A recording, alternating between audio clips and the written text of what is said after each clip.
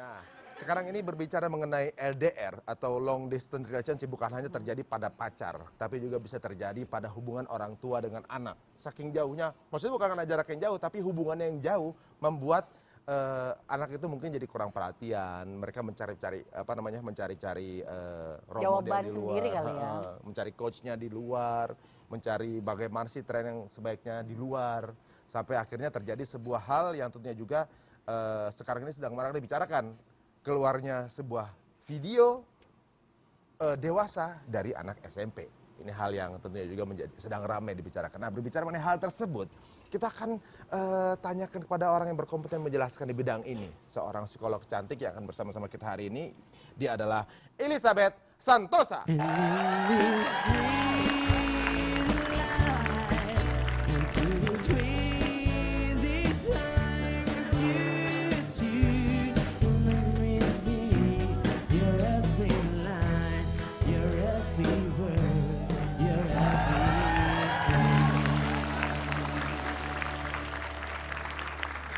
Lizzy adalah seorang psikiater yang kebanyakan mengurusi untuk perkembangan atau juga mungkin anak-anak manusia.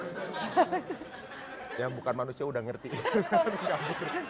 Nah, sebelum kita beranjak ke pembicaraan lebih lanjut, Lizzy, Lizzy aja ya. Sebenarnya kalau anak itu kalau buat kamu tuh seperti apa? Anak dulu deh.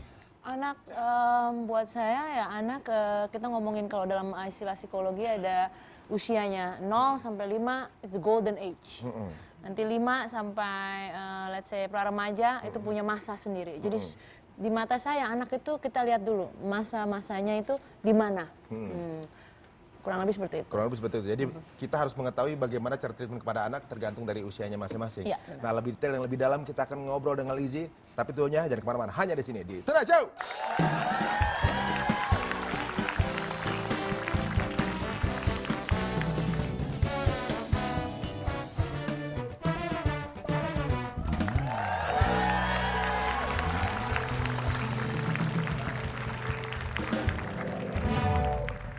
Nah, sekarang ini kita masih bersama Lizzy dan masih akan berbicara mengenai anak gitu ya. Tadi usia anak bisa digolongkan ketika golden age itu 0 sampai 5, berikutnya pra-remaja juga treatmentnya beda lagi. Berarti anak saya masih anak telur emas dong? Kenapa memang? Baru belum nyampe 5 tahun. Belum sampai 5 tahun, masih mas-masnya nih, harus diperhatiin. Ibunya itu jangan keluar-keluar mulu. Ibunya kerja. Ibunya di sini. Nah, sekarang kita mau tanya dulu, perbedaan mendidik anak zaman dulu dengan sekarang metodenya gimana sih kalau pandangan Lizzy?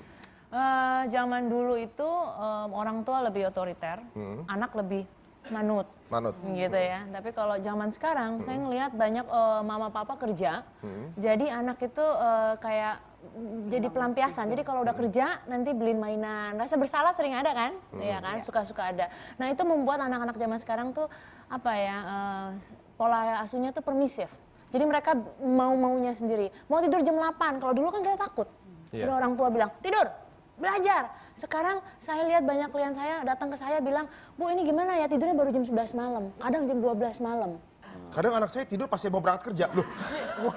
Terus malam ngapain? Kadang. Makanya. Nah ini jadi justru lebih bagus dulu atau sekarang berarti?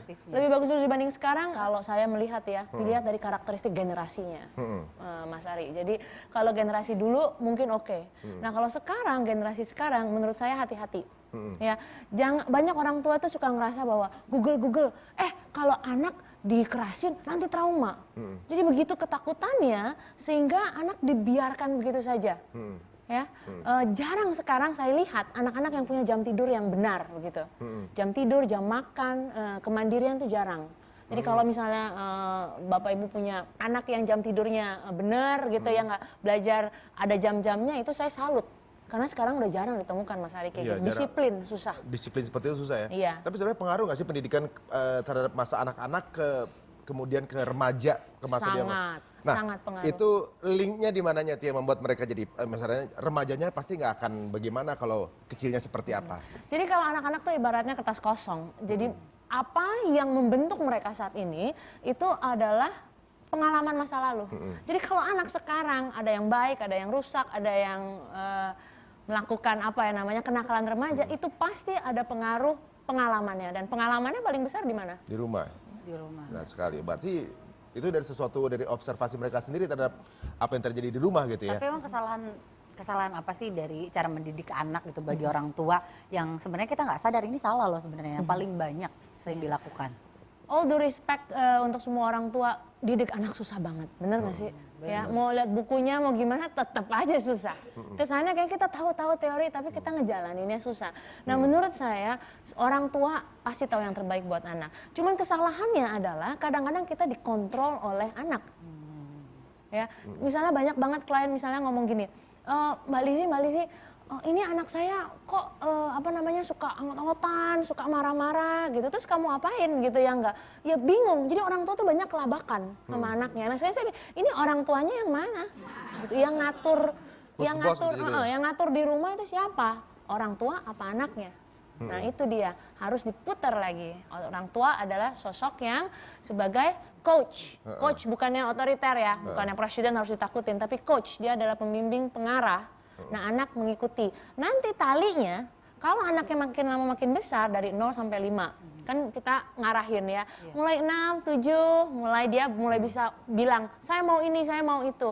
Nanti makin besar udah remaja, wah susah tuh. Udah punya maunya sendiri. Di situ kekang orang tua harus semakin berkurang.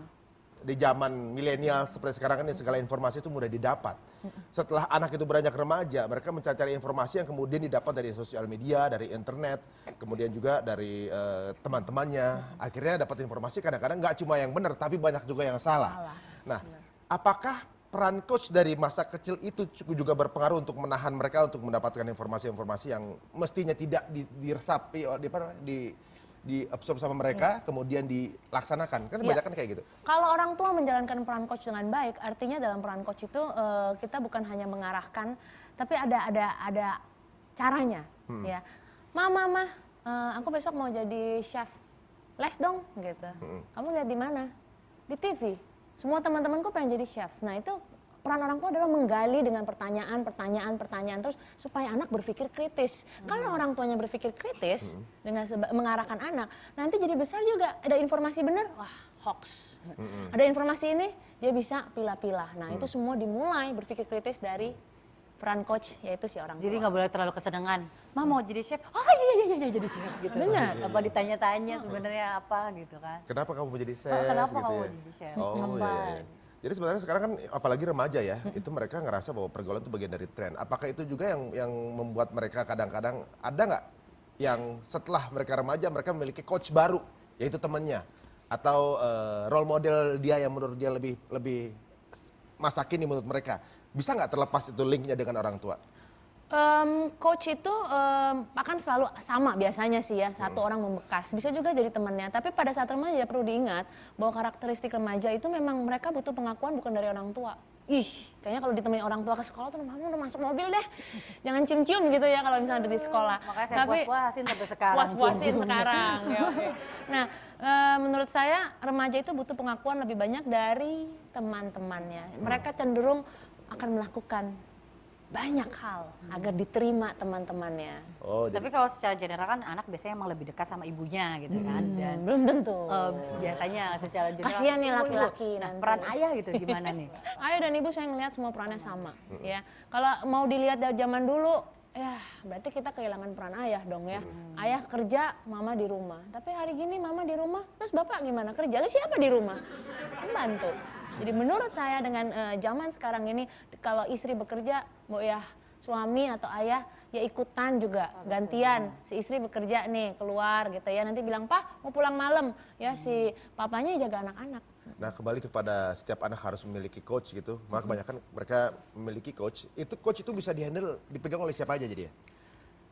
Coach dalam hidup bisa jadi siapa saja. Orang sukses, orang paling champion itu semua di belakangnya pasti ada coachnya. Coachnya itu bisa jadi orang tuanya, bisa jadi pamannya, uncle-nya, gurunya masih kecil. Nah ini orang-orang coach ini sesuatu yang didengar anak itu dan diingat kata-katanya sampai dia besar. Nah, berarti ini bisa siapapun juga. Kita punya coach dalam hidup. Anda mungkin atau Mbak Hesti, saya ya punya juga gitu. Nah tapi yang paling penting adalah kalau bisa jangan cari coach di luar gitu kalau bisa jadi orang tuanya. Ya, orang tua harus memainkan peran sebagai coach, yaitu selain mendidik anak, mengarahkan ya, tapi juga pendengar yang baik. Nah, orang tua sudah jadi mendengar yang baik belum akan keluh kesah anaknya. Nah, itu Oh, berarti akan lebih baik lagi jika peran coach itu diambil alih oleh orang tua. orang tua. Nah sekarang nih kebetulan juga yang menyaksikan Tonight Show adalah kebanyakan papa-papa keren. Seperti halnya yang lagi duduk di bangku hitam dengan dasi coklat ini. Nah kira-kira para pria-pria ini resepnya apa agar bisa menjadi coach yang benar-benar dibawa sampai dia besar nanti, remaja sampai dia besar nanti, bahkan sampai menikah dia tetap masih coachnya adalah ayahnya sendiri. Apa tuh yang harus dilakukan para pria ini? Satu, quality time. Ya kita bisa paham kalau zaman sekarang orang tua bekerja, papa bekerja nggak banyak waktu. Tapi waktu quality time adalah ketika Anda anak sama anak Anda, singkirkan handphone. Nah itu sampai sekarang kita lihat ya. Oh jadi handphone, apa aja gitu, gadget-gadget itu? Nggak usah lama deh, nggak usah. Kita tahu kadang-kadang ada kerjaan lah di telepon. Just close.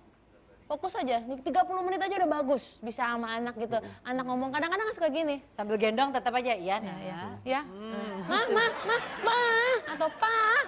Ya gitu, padahal lagi sibuk banget. Nah, itu. Ini handphone udah seperti ketergantungan buat setiap orang, apalagi mungkin pria-pria bekerja.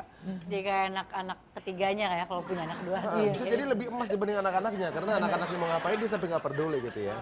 Tapi untung saya tidak termasuk seperti itu. Saya kalau di rumah, handphone saya tutup. Handphone istri saya maksudnya, saya tetap nyala. Tapi ini merupakan inputan buat semuanya. Jadilah coach dalam hidup setiap anak itu adalah Anda sekalian yang menjadi orang tuanya. Saya akan menanyakan satu hal sebagai penutup ya. Kira-kira misalnya ada anak-anak yang sampai kehilangan sosok orang tua sebenarnya. Selain ibaratnya kan mereka orang tua adalah melahirkan selesai.